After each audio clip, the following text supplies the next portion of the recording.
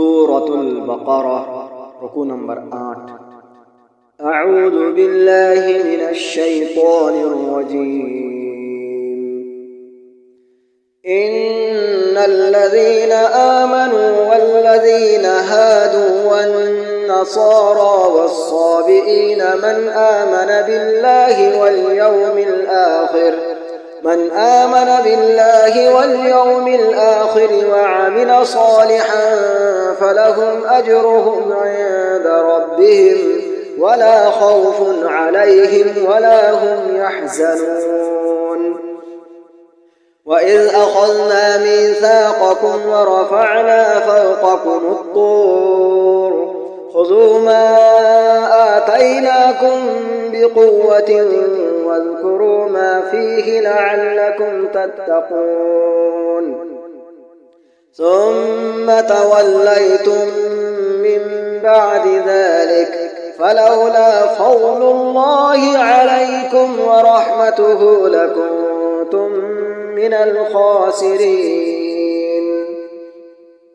ولقد علمتم الذين اعتدوا منكم في السبت فقلنا لهم كونوا قردة خاسئين فجعلناها نكالا لما بين يديها وما خلفها وموعظة للمتقين.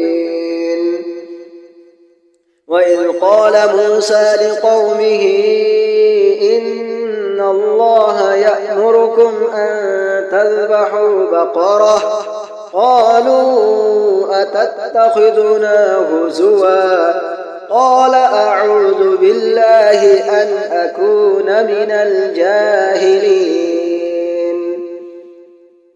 قالوا ادع لنا ربك يبين لنا ما هي قال إنه يقول إنها بقرة لا فارغ ولا بكر عوان بين ذلك فافعلوا ما تؤمرون.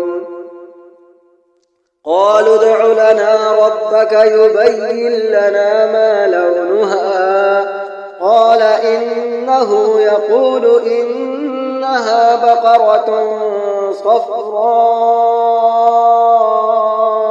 فاقع لونها تسر الناظرين. قالوا ادع لنا ربك يبين لنا ما هي إن البقرة شابه علينا وإنا إن شاء الله لمهتدون. قال إنه يقول إنها بقرة لا ذلول تثير الأرض ولا تسقي الحرث مسلمة لا شية فيها قالوا الآن جئت بالحق فذبحوها وما كادوا يفعلون.